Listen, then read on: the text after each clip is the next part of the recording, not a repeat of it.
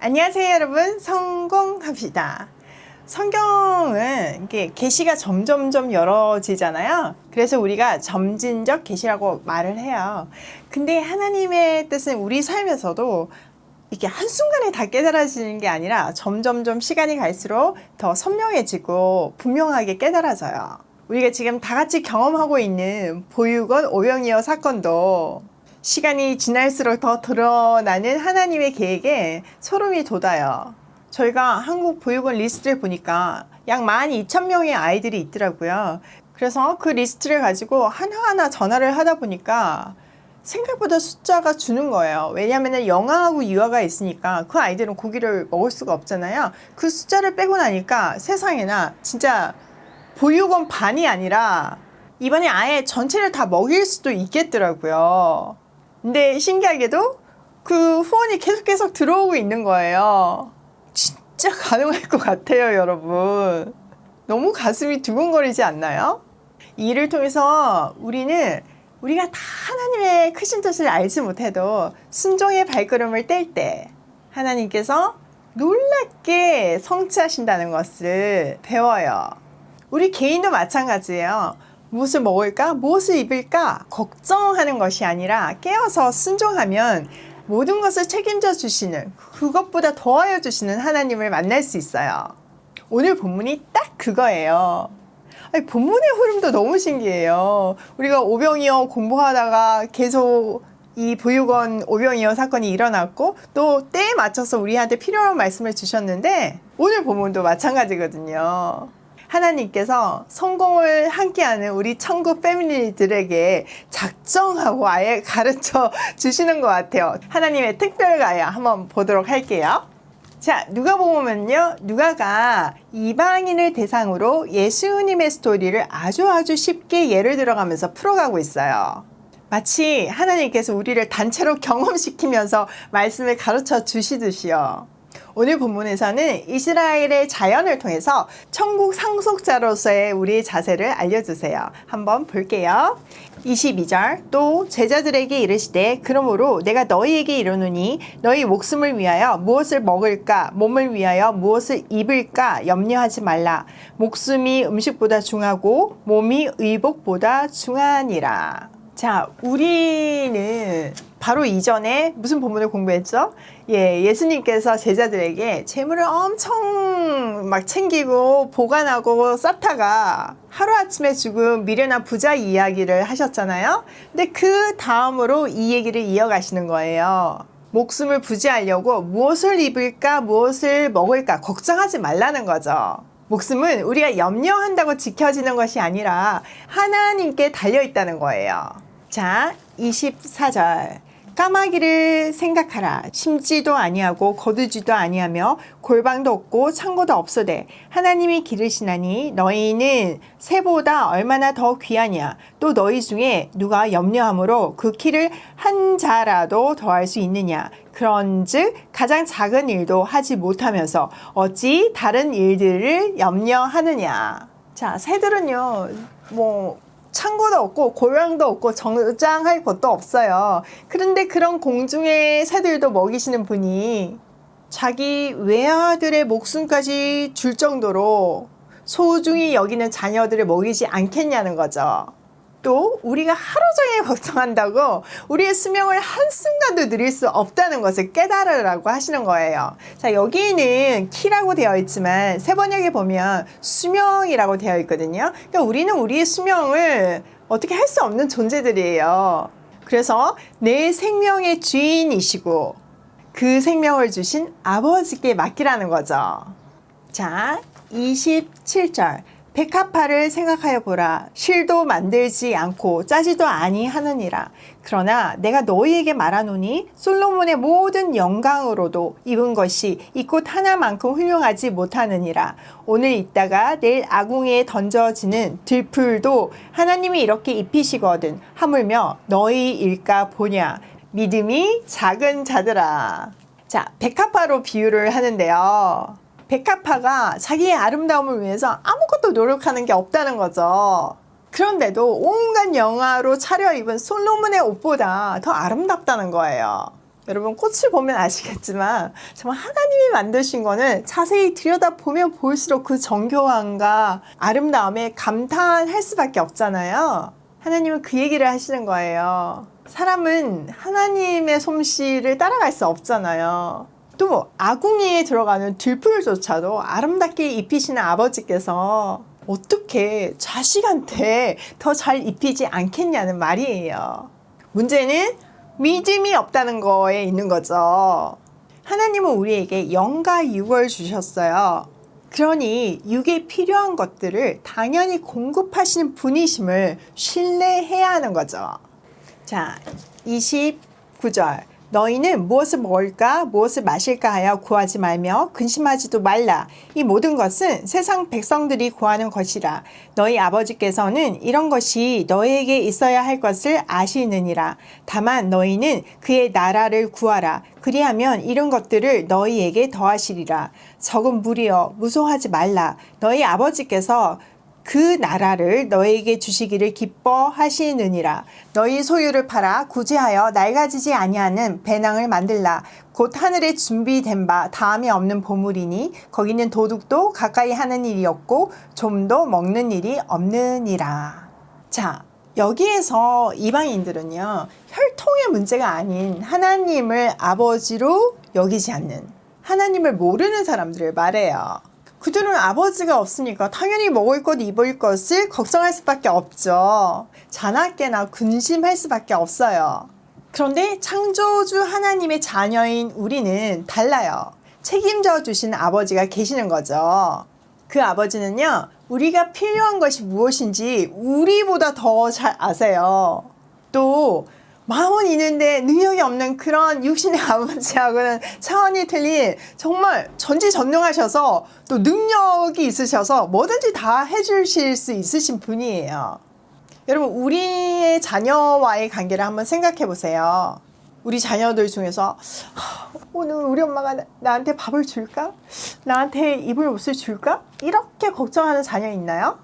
정상적인 부모라면 당연히 줄 뿐 아니라 건강 밸런스도 맞추고 또 어제 먹었던 음식 똑같이 먹으면 질리니까 그것도 다 배려해가지고 최대한 건강하고 맛있게 먹이려고 하잖아요.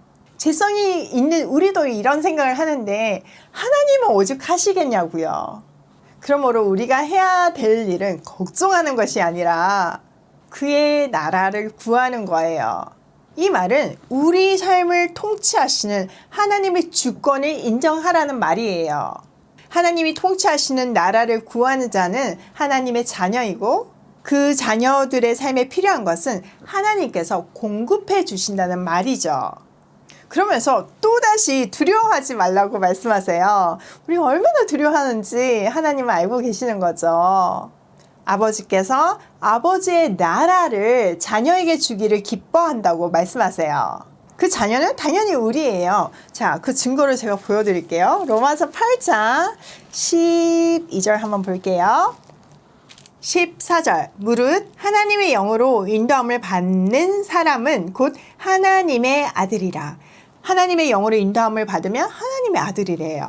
자, 너희는 다시 무소하는 종의 영을 받지 아니하고 양자의 영을 받았으므로 우리가 아빠 아버지라 부르짖느니라. 이제 우리는 하나님을 아빠 아버지라고 부를 수 있는 권리와 신분이 되었다는 거예요.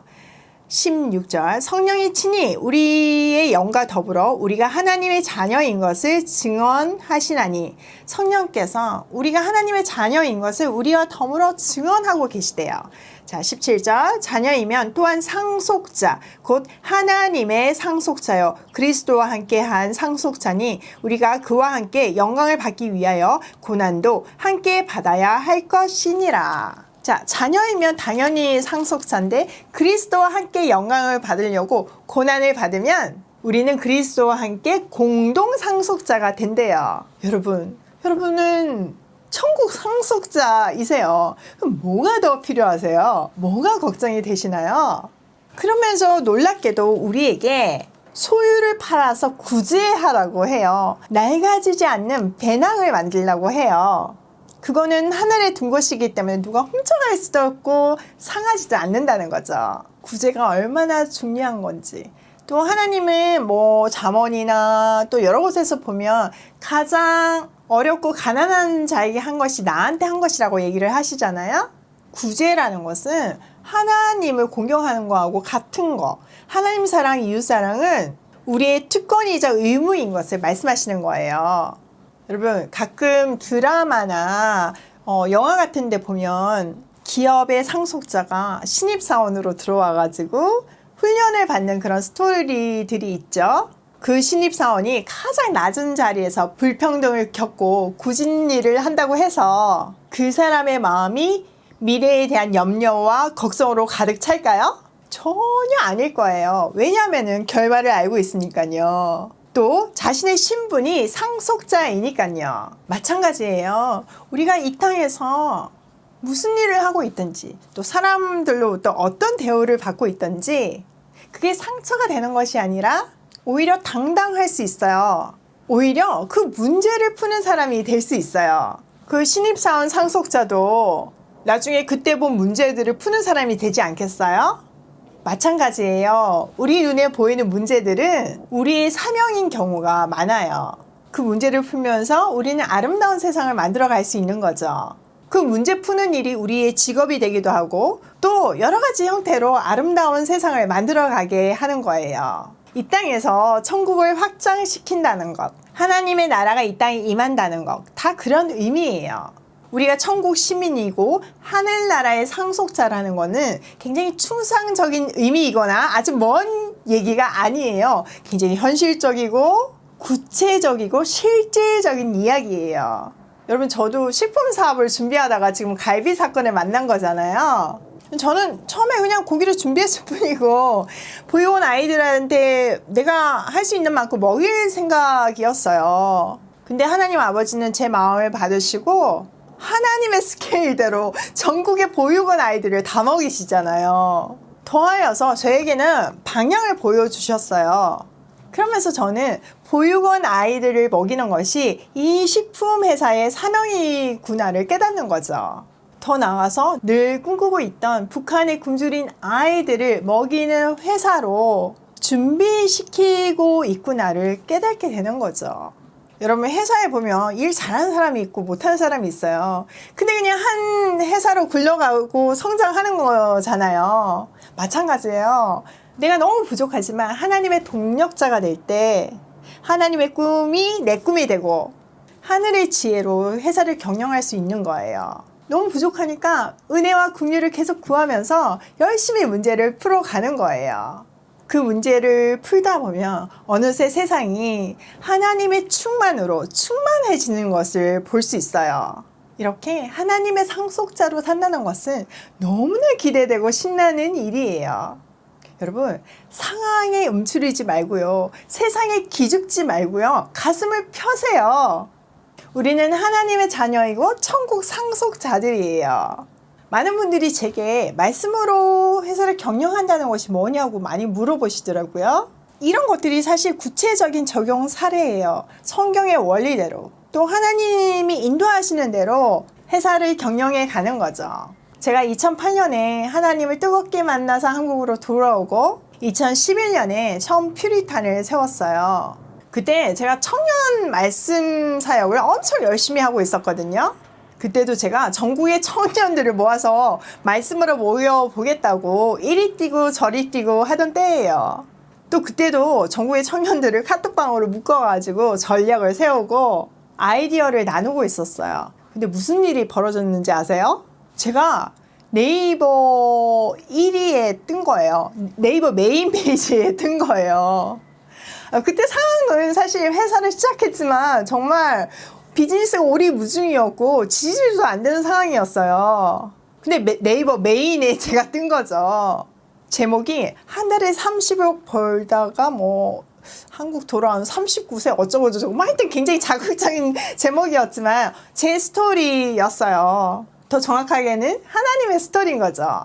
아무튼 네이버 메인에 제 사진이 뜨니까요. 말씀 축제를 끝낸 그 청년들이 난리가 난 거예요. 우와, 하나님이 네이버에도 역사하시네 막 이러는 거예요.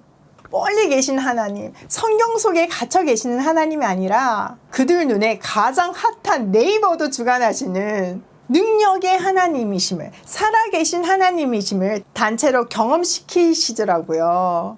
이번 갈비 사건도 마찬가지예요. 제가 최초로 공개하는 건데요.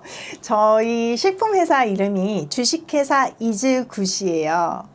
창세기 1장에 하나님께서 세상을 만드시고 계속 반복하시는 말씀이 보시기에 좋았더라, 보시기에 좋았더라, 보시기에 참 좋았더라 이렇게 말씀하시잖아요. 그게 영어로 워즈굿인데 현재 영어로 바꿔서 이즈굿이 된 거죠. 그래서 이즈굿이라는 회사를 통해서 하나님 보시기에 좋았던 음식들을 제공하는 회사가 되고 싶었어요. 또 하나님 보시기에도 좋고 사람 보기에도 좋은 그런 회사를 만들 꿈을 꾸고 있어요. 식품회사를 설립하는 과정에서 북한을 향한 꿈이 너무나 실제적으로 다가와서 참 많이 감격스러운 시간을 보내고 있었거든요. 그런데 식품회사를 딱 등록하고 나니까 이렇게 단체로 보육원 오병이어 사건을 경험시켜 주시네요. 여러분들이 이 일의 증인이고 또 동력자임을 알려주시는 거예요. 말을 하는 이 순간에도 진짜 소름이 돋네요. 우리 함께 쭉 다음 세대를 영과 육으로 먹이는 천국 부모가 되기로 해요. 오늘도 상속자다운 발걸음으로 어깨 쭉 펴고 고고싱 해요.